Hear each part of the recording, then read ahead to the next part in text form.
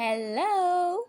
Welcome to Real Talk with Risha, the podcast where we pull apart student films like overcooked spaghetti and talk all things media, madness, and mysteriously creepy jogging scenes.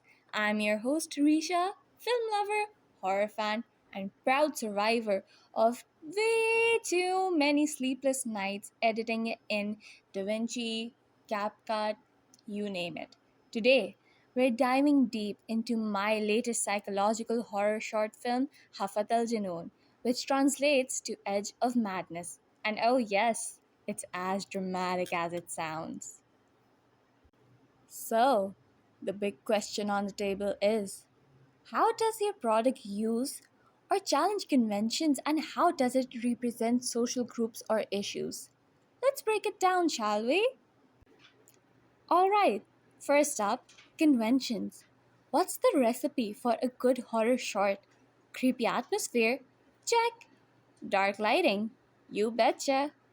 A lone character doing something wildly questionable like jogging at night in a sketchy empty street? Double check. Hafat al Junoon uses all those classic horror conventions and then adds a little personal spice. I mean, come on. The opening scene is textbook horror. Low lighting, an eerie street, creepy music, just footsteps and cold breaths. It's quiet, too quiet. It builds tension not with jump scares, but with that slow, dreadful feeling that something is wrong. And when our main guy, let's call him Jogger Dude for now, sees a shadowy figure behind him, classic horror setup. It's giving It Follows, The Babadook, even a little The Ring if you squint hard enough. But here's where we start challenging conventions. Usually, horror loves a group dynamic. Think teens at a cabin, college kids doing dumb things in the woods. You know the drill. But Hafat al Junoon is a one man show. The horror is intensely personal. There's no one to scream with, no one to say, dude, don't go there. It's just one guy, his trauma, and a demon who really doesn't care about his personal space. Even the message, don't look back, plays on a more psychological level. It's not just about a monster, it's about regret, guilt, and running from your past. Deep stuff, right? Now, let's get spicy and talk representation. So, who's Jogger Dude really? Well, he's intentionally vague. No name, no backstory.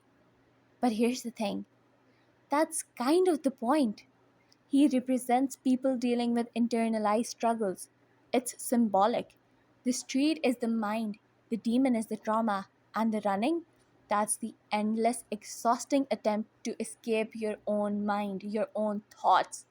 Spoiler alert, it doesn't always necessarily work.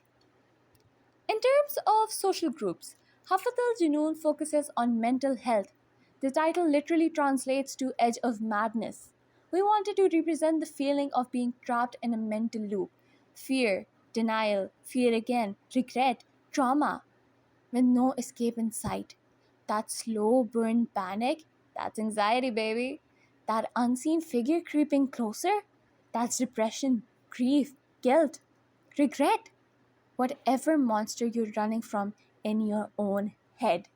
And here's the thing, in our society, especially among young men, there's this massive stigma around acknowledging mental health struggles. You're supposed to be strong, tough, unbothered. But Hafat al Junoon flips that on its head. Our protagonist does look back, he confronts what's behind him, and what happens? Boom, darkness, nothing, panic. Because sometimes looking back can hurt too. But not looking back, that will eat you alive.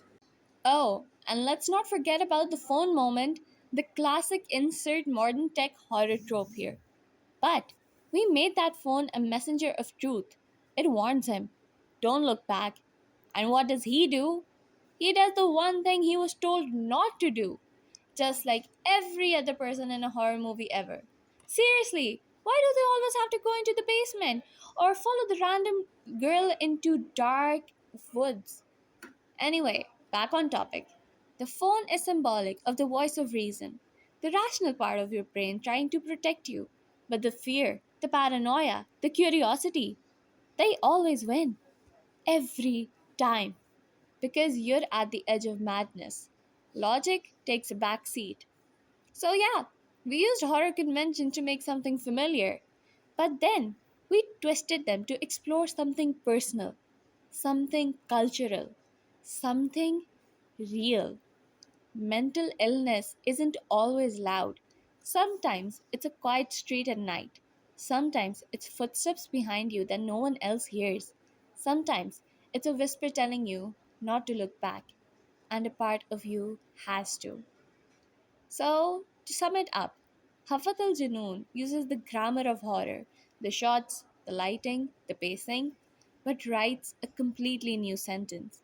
One about isolation, about mental health, and about the terrifying silence of being alone with your own mind.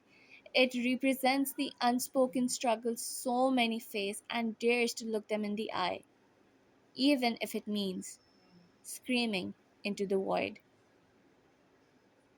That's all for today's episode of Real Talk with Risha. If you liked what you heard, don't forget to subscribe, leave a nice comment, give us a thumbs up, and send me snacks. Because editing this film drained my soul and my snack drawer. Until next time, don't look back unless you're being chased by a deadline.